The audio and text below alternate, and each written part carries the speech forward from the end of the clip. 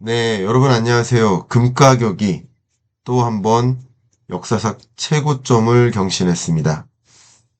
금가격이 이렇게 강하게 올라오던 터였는데 다시 한번 역사상 최고점을 경신하게 된 배경이 어떻게 되는지, 그 추이와 그 배경, 그리고 그것을 만든 요인을 들여다보면 향후 어떤 식으로 금가격을 전망해야 되는지, 또 그 중요한 내용 중에 하나가 세계 중앙은행들이 금 보유를 늘려나가고 있어요. 그리고 그 중에서도 중국이 금 보유를 늘려나가고 있습니다. 그런 모습이 어떻게 전개되고 있는지, 왜 그런 것인지 지금부터 설명 드려보도록 하겠습니다. 네, 자료 보시는 것처럼 국제 금 가격이 역사상 최고치를 경신했습니다. 트라이온스라는 이 개념을 쓰는데요. 트라이온스당 29,000달러에 달하는 국제 금 가격 최고치를 경신했습니다. 3,000달러 가는 것일까 하는 질문을 많이 던집니다. 3,000달러 갈까? 네, 이 질문에 대해서 한번 해석을 해보고, 네, 저 의견을 드리면, 투자 여부는 여러분이 판단하는 것이지만, 그 의견, 3,000달러 갈까? 혹은 3,000달러를 넘어서 그 이상으로 갈까?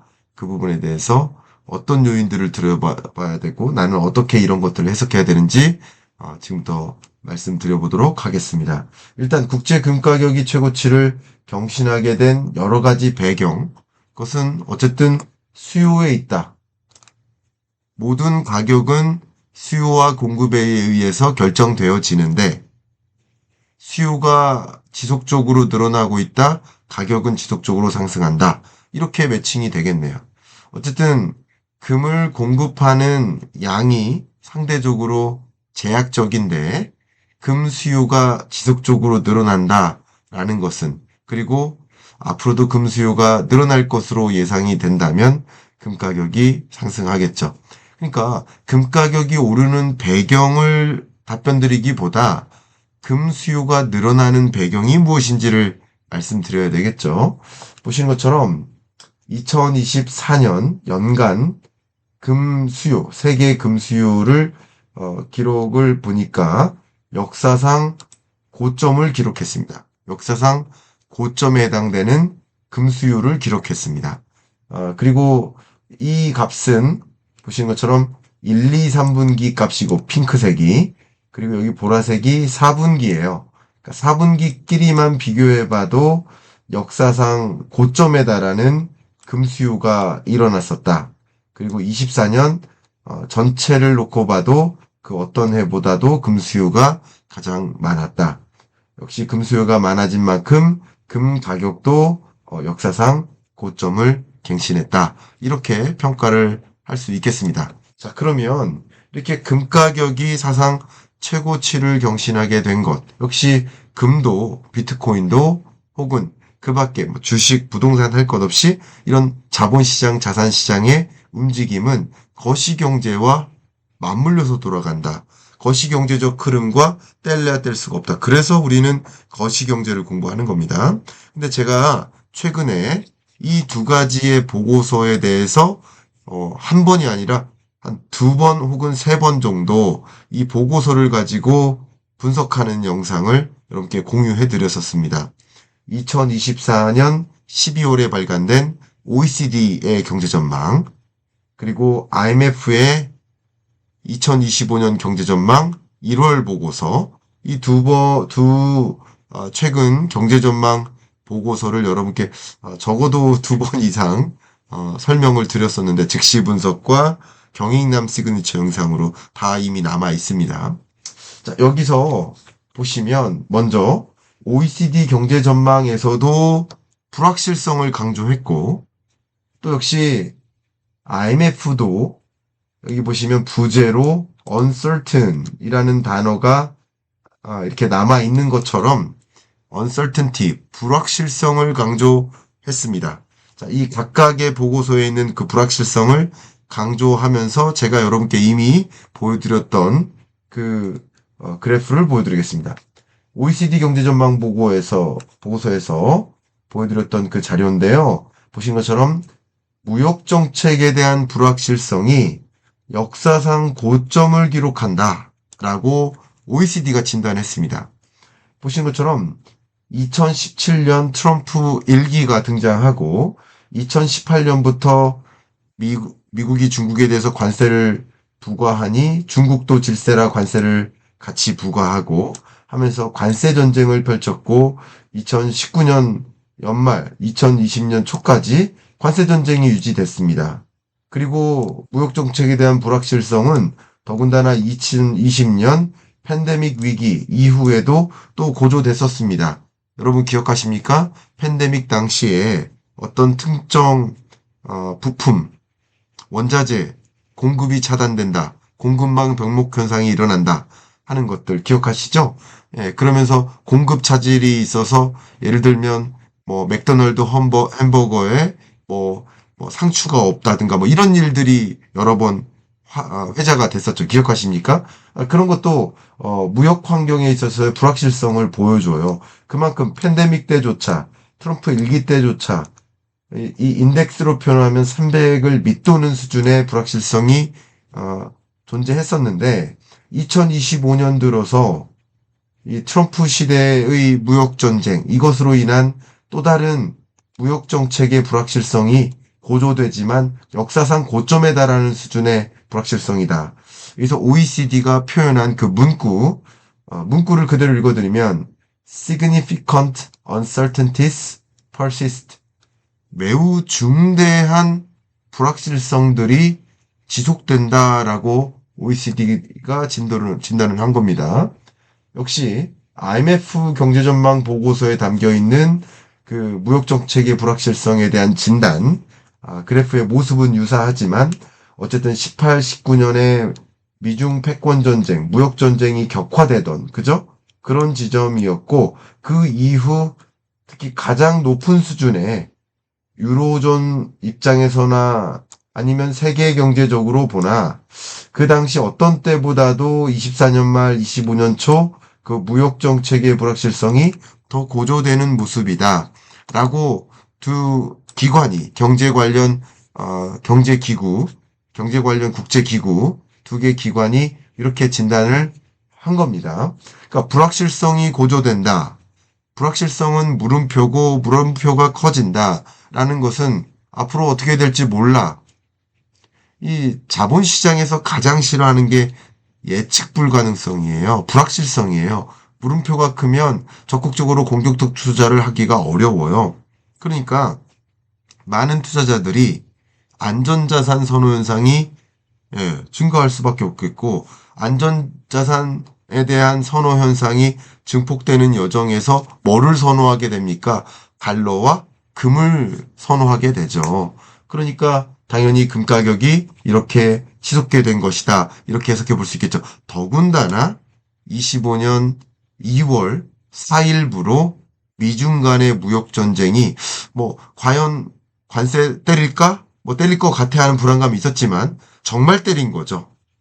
정말 미중 간의 무역 전쟁이 시작된 거고 미국이 그렇게 나올 때 중국이 화해 제스처를 가질까 혹시나 뭐 그런 물음표가 있었지만 중국도 그의 질세라 그의 대등한 수준으로 역시 관세 보복을 단행하고 중국의 관세 보복뿐만 아니라 비관세 장벽, 광물 자원 공급을 차단하겠다. 야, 이렇게 되면 미중 간의 그 대립 구도가 어떻게 전개될까? 굉장히 불안하죠. 그 불안한 모습이 결국 투자자들로 하여금 안전자산을 갖고 있는 게 낫겠다 하는 생각을 만들겠죠.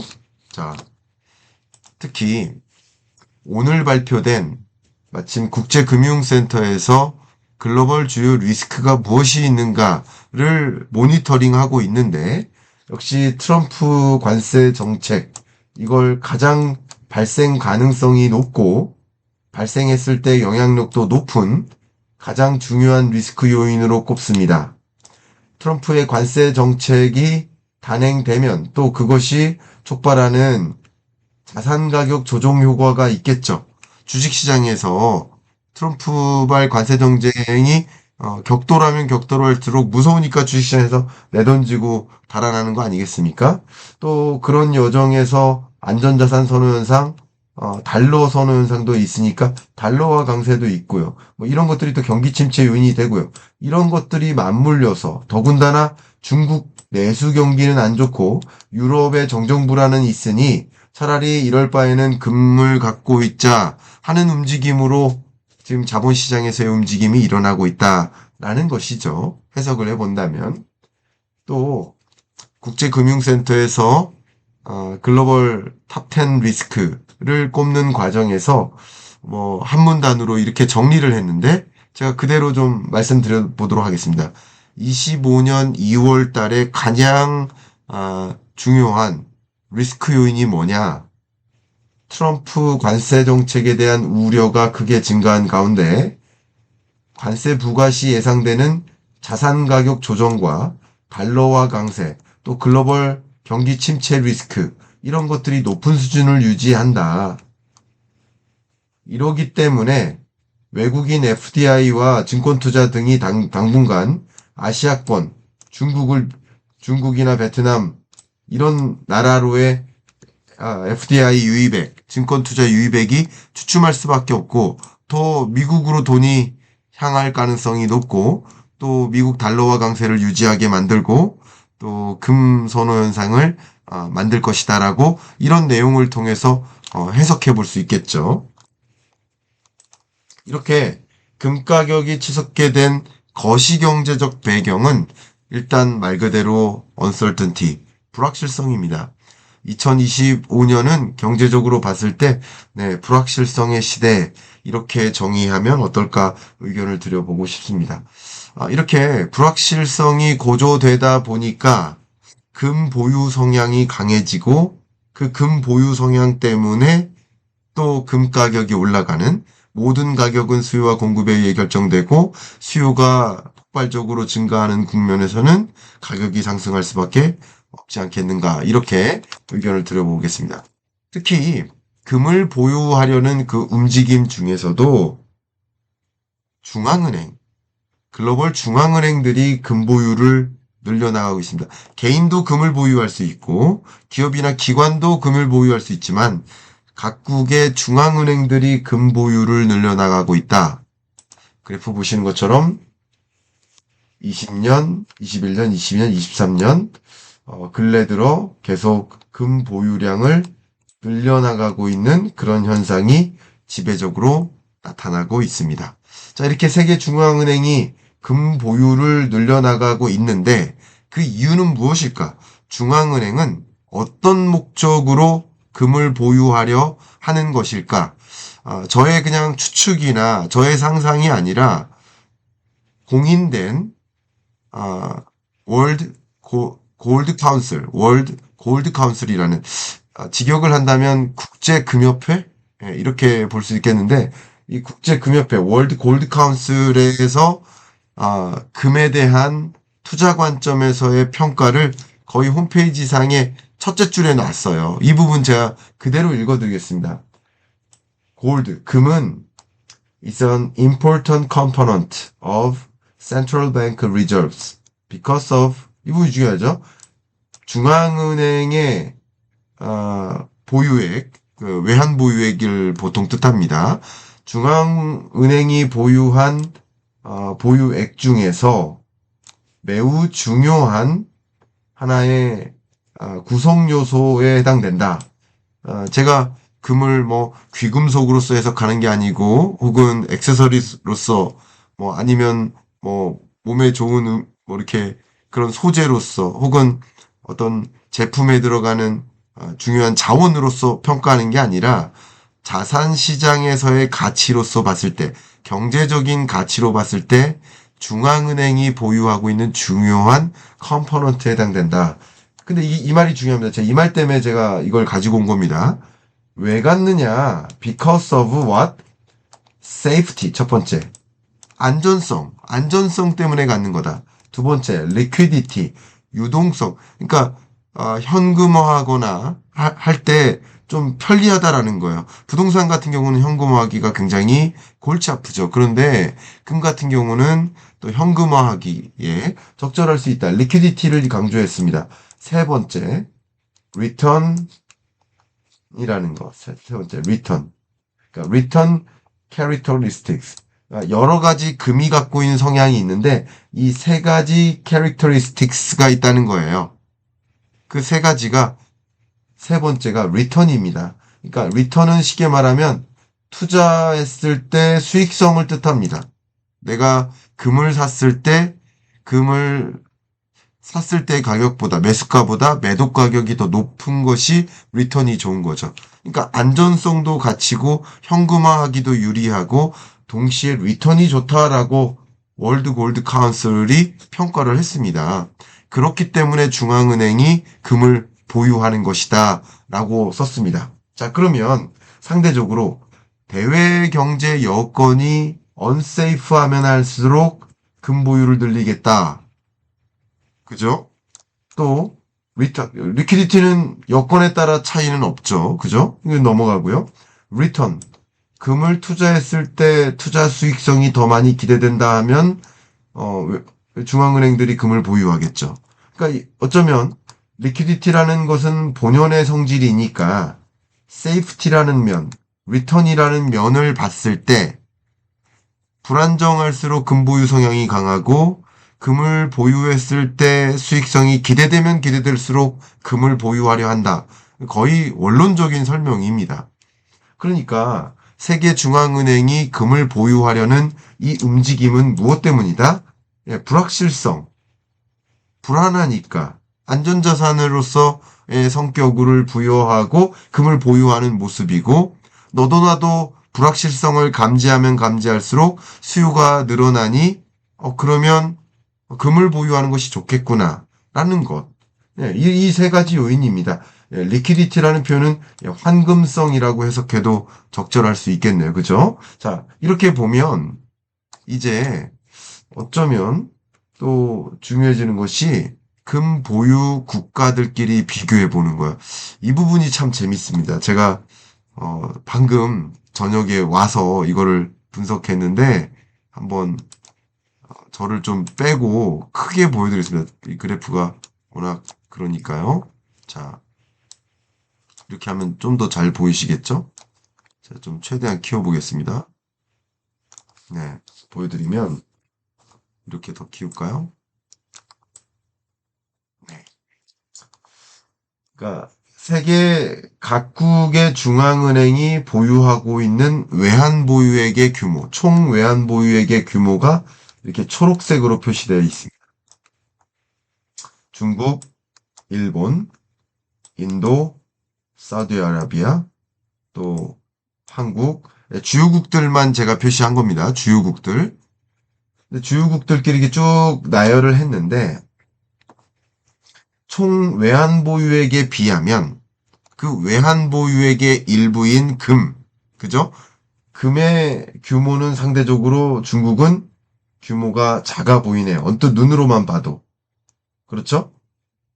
가장 상대적으로 보면 미국의 외환 보유액의 규모랑 금 보유액의 규모랑 거의 차이가 없죠. 독일도 거의 차이가 없어 보이죠. 이탈리도 차이가 없어 보이죠. 프랑스도 차이가 없어 보입니다. 이게 무슨 말이냐면 이 초록색이 전체 외환 보유액이고요. 그 외환 보유액 중에 일부가 금인 거예요. 그럼 금을 제외한 나머지 외환 보유액은 얼마 안 된다는 뜻이에요. 이게 이 주황색이 초록색의 일부입니다. 그러니까 비중으로서 해석을 해야 돼요. 그러니까 보시는 것처럼 미국의 경우 외환 보유액의 74.16%가 금이에요. 독일도 73.55%가 금으로 갖고 있습니다. 이탈리도 70%, 프랑스도 71%, 주로 유로피언 국가들이 금에 대한 의존도가 높아요. 금에 대한 의존도가. 이게 제가 변화를 보여드린 게 아니라 현재 금 보유 수준을 보여드리는 겁니다. 그런데 우리나라는 24년 기준으로 2.09%, 중국 같은 경우 5.36%, 인도 같은 경우 10.13%입니다. 자, 그런데 제가 여기서 보여드리려는 것은 먼저 한국 이야기를 할게요. 한국의 외환보유액의 추세가 이렇습니다. 우리나라의 외환보유액 전체 총 규모로 보면 앞에는 주요국들만 보였지만 그 세계적으로 봤을 때는 우리나라의 외환보유액 규모는 세계 9위 정도 됩니다. 근데 그 중에 외환의 형태로도 가지고 있고, 그죠? 보라색. 이게 외환입니다. 절대적으로 많은 게 외환이에요. 그리고 초록색, 이게 뭐죠? IMF 포지션.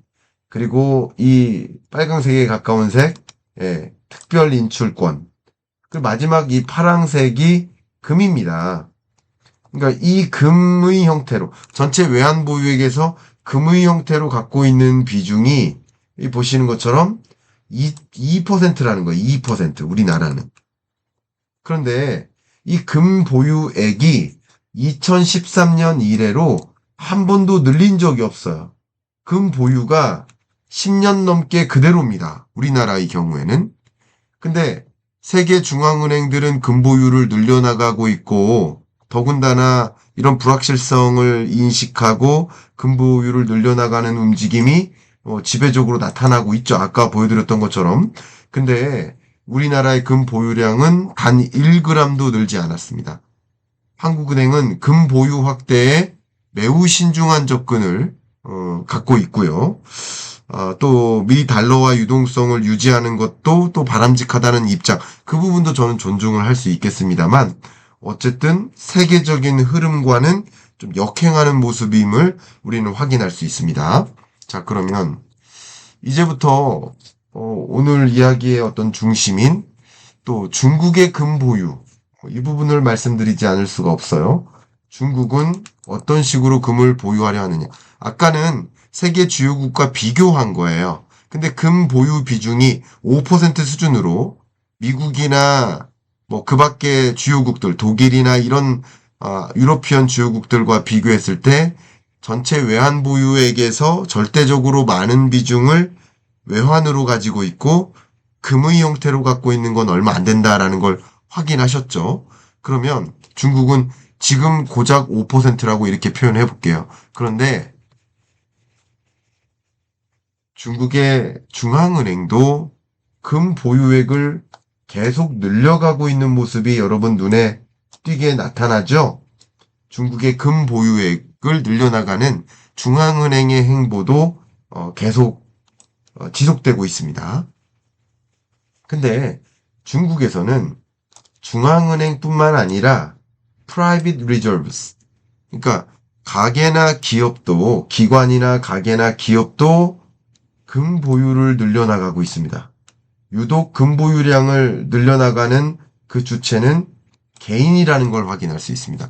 물론 중국의 경우 여러 가지 뭐 특징들이 있습니다만 달러의 형태로 달러의 형태로 달러 자산을 확보하려고 하는 움직임에 대해서, 그러니까 불안하잖아요. 중국 내부적으로도 불안하고 대외적으로도 불안한 상황이고 미중 무역 전쟁이 또 전개되면 더 불안해질 거 아닙니까? 그러면 중국의 13억 인구가 또 많은 기업과 그 밖의 기관들이 그게 다 프라이빗 섹터인데 이 프라이빗 섹터도 안전자산을 갖고 있으려 하는데 그렇다고 달러 자산을 갖고 있는 건 철저하게 통제를 받고 있습니다. 철저하게 통제를 받고 있습니다. 얼마 이상의 달러를 보유하면 안 되도록 그렇게 통제를 받고 있습니다. 그러니까 중국으로서는 적극적으로 금 보유를 늘려나가는 그런 선택을 하고 있다라는 거예요. 중국이 이렇게 금 보유를 늘려나가고 있으니 중앙은행도 늘려나가는 것은 맞지만 개인이 이렇게 금 보유를 늘려나가는 이런 움직임. 근데 제가 말씀드렸듯이 아까 세계 중앙은행이 금 보유를 늘려가고 세계적으로 금 수요가 늘어나니 이렇게 되는 거예요. 이렇게 움직이고 있다 보니 금 가격이 오르는 거라고 볼 수 있고요. 이뿐만 아니라 이미 여기 보시면 2020년 팬데믹 이후에도 금 매입에 이렇게 중국이 적극적으로 움직이는 이유 설명드리면 러시아 우크라이나 전쟁이 있었죠. 22년에. 이때 껑충 뛰죠. 껑충 뜁니다. 러우 전쟁이 있네. 불안하네. 전쟁이 확전되고 장기화되네. 불안하네. 또 22년에 금리를 대대적으로 인상하는 동안 실리콘밸리 뱅크 사태, 크레딧 스위스 사태 일어났었고 중국 자체적으로도 홍다 사태, 이런 금융불안 문제, 이러다가 대공황 오는 거 아닌가? 금융위기 오는 거 아닌가? 그런 불안감이 있으면 있을수록 당연히 금 보유를 늘리려 하는 움직임이 전개된다. 경제 위기가 와서 금을 보유하는 것이 아니라 경제 위기 올 것 같아, 금융 위기 올 것 같아, 대공황이 올 것 같아 라는 걱정이 들 때 금 보유를 늘려나가는 그런 특징들이 나타난다라는 의견을 드립니다.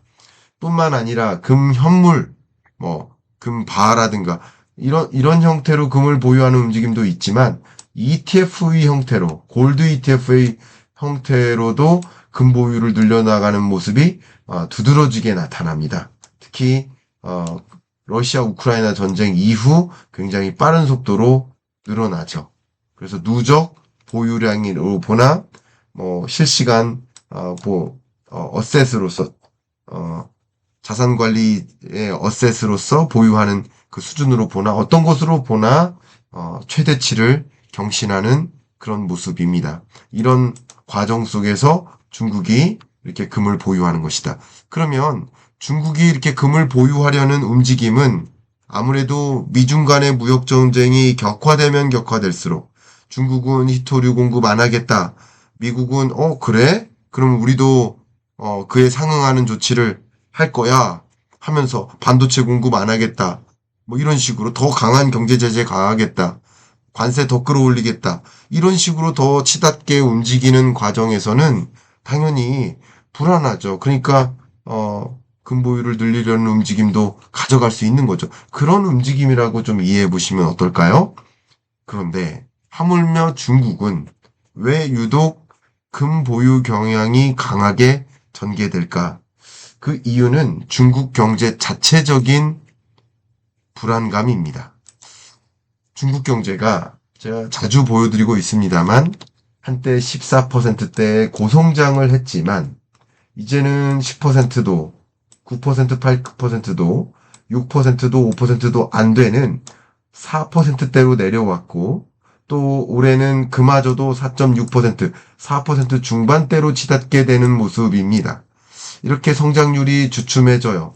그러니까 성장률이 주춤해지고 그리고 중국 내부적으로 소비력이 좀 약화되고 그러니까 오히려 과잉 생산에서 대세계에 적극적으로 많이 수출하기 위한 움직임을 가져가는데 또 여러 수출도 있지만 세계 여러 도소매 시장을 진출하기 위해서 알리, 테무, 쉬인과 같은 이런 해외 직구 플랫폼 기업들이 적극적으로 공격적으로 움직이고 있는데 또 그것에 대해서 소포에 대해서 제재를 한다든가 이런 움직임을 가져가다 보니까 또 불안한 거죠. 가뜩이나 저성장 고착화되고 있는데 물론 AI, 전기차, 배터리, 재생에너지 또 그 밖에 로보틱스와 같은 미래 유망 산업 이런 것들을 신경제라고 표현해 볼 수 있겠어요.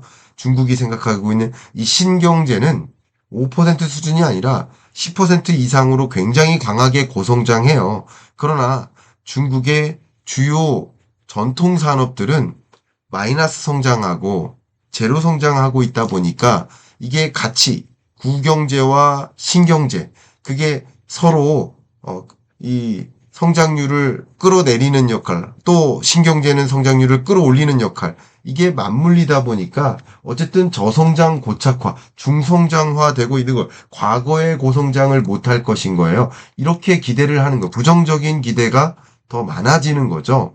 이런 움직임 속에서 중국이 금보유를 늘려나가는데 앞에 말씀드렸던 신경제는 성장률이 이 위에 있겠지만 구경제는 여기 바닥에 있어요. 0 밑에 있어요.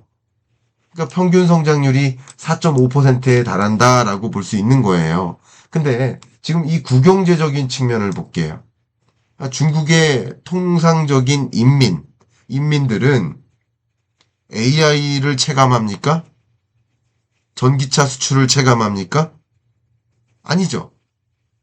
통상적인 우리 한국에서는 서민들은 그런 것을 체감하는 게 아니잖아요. 체감하는 게 뭡니까? 바로 내수경제 아닙니까? 근데 그 내수경제를 상징하는 모습, 보신 것처럼 부동산 시장이 24년 말까지 굉장히 안 좋게 흘러가고 계속 보시는 것처럼 이 고정자산 투자도 줄고 뭐 자동차래요. 부동산 아파트 판매 건수도 줄고 착공 건수도 줄고 그러니까 건설 산업도 어렵고 부동산 산업도 어렵고 이렇게 어렵게 전개됩니다. 심지어 뭐 퍼스트 티어 시티도 세컨 티어 시티도 또 그거보다도 낮은 수준의 도시도 전 도시에 걸쳐서 이렇게 팔리지 않는 미분양 주택 건수가 이렇게 많이 쌓여가고 있는 거예요. 그렇게 중국 내수 경제를 상징하는 부동산 혹은 부동산 관련 산업들이 이렇게 안 좋다라고 인식을 하니까 중국 인민들이 아무래도 불안하다. 불안함을 어떻게 표현합니까? 저축을 늘려나가면서 표현하죠. 일부는 저축을 늘린다든가 또 일부는 금을 보유하는 게 좋겠다 한다든가 이런 식으로 움직인다는 거죠. 그렇게 중국이 금을 보유하는 그런 성향은 대외적으로도 불안하고 대내적으로도 불안하기 때문에 이렇게 움직이는 것이다. 이렇게 평가를 해보고 싶습니다. 이런 것들이 2025년에 불확실성이 잠정적으로 고조된 채 지속될 가능성이 높겠고 또 어떤 방향으로 무역전쟁이 격화될지 모르고 그 무역전쟁이 격화되다 보면 아무래도 지정학적 리스크로도 전개될 수 있고 트럼프의 행보를 보면 지정학적으로도 더 불안하게 움직일 가능성이 있기 때문에 그렇게 불확실성이 고조된 채 움직이는 그런 현상 때문에 아무래도 안전자산 선호 현상이 집중되고 그게 금가격 역대 최고치로 연결되는 모습이다. 그러니까 그런 것이 2025년 향후에도 전개된다면 금가격은 추가적으로 상승할 수도 있는 것이다. 이런 말씀을 드립니다. 끝으로 한 가지 코멘트를 드린다면 이것은 저의 한 가지 생각인데요. 미국이 트럼프가 비트코인을 전략적 비축자산으로서 보유하고자 하는 법 개정 절차를 진행하고 있습니다. 법 개정이 되면 역시 연준이 금을 보유할 수 있게 되고 비트코인을 보유할 수 있게 되고 그러면 비트코인을 보유할 수 있는 법 개정이 통과되면 비트코인을 보유하려 움직이겠죠. 그러면 어떻게 금을 보유합니까? 뭔가는 정리하고 보유해야겠죠. 뭐를 정리할까요? 금을 정리할 가능성이 높습니다. 왜냐하면 중국이 금 보유를 늘려나가는 움직임 때문에 지정학적으로도 아무래도 금을 보유했었던 미국도 이미 금을 전체 리저브에서 75%가량에 해당하는 금을 보유하고 있기 때문에 당연히 연준은 금을 매도하고 금을 매도한 현금을 가지고 비트코인을 사는 그러니까 금 팔고 비트코인 사는 그런 액션을 취할 가능성이 높습니다. 그러니까 지금 현안이 되고 있는 미국 연준법을 개정함으로써 비트코인을 연준이 보유할 수 있는 전략적 비축자산으로 보유할 수 있는 여건이 조성된다라고 시장이 이해하게 되면 그러면 그때는 코인 가격이 오르고 금 가격이 떨어질 수 있는 환경으로 야기되지 않을까 하는 저의 판단도 저는 그렇게 판을 그리고 있거든요. 그리고 트럼프 입장에서는 그게 또 정치적인 공격이 될 수도 있기 때문에 그래서 아무래도 비트코인을 보유하는 움직임 속에서 금을 팔아야만 그러니까 뭔가를 팔아야 이걸 살 수 있잖아요. 그죠? 그러니까 그 포트폴리오를 조정하는 절차에서 금 가격이 조정되는 과정이 올 수 있다. 만약에 연준법 개정이 불발로 된다면 금 가격은 더 치솟을 수 있고 비트코인 가격은 급락할 수 있죠. 한동안 비트코인을 디지털 골드라고 부르면서 같이 움직이는 기간도 있었지만 이제 연준법 개정을 앞에다 두고는 그 움직임이 따로따로 전개될 수도 있지 않을까 하는 그림을 저는 그리고 있습니다. 도움이 되셨기를 바라고 여러분의 현명한 판단 하시기를 바라는 마음입니다.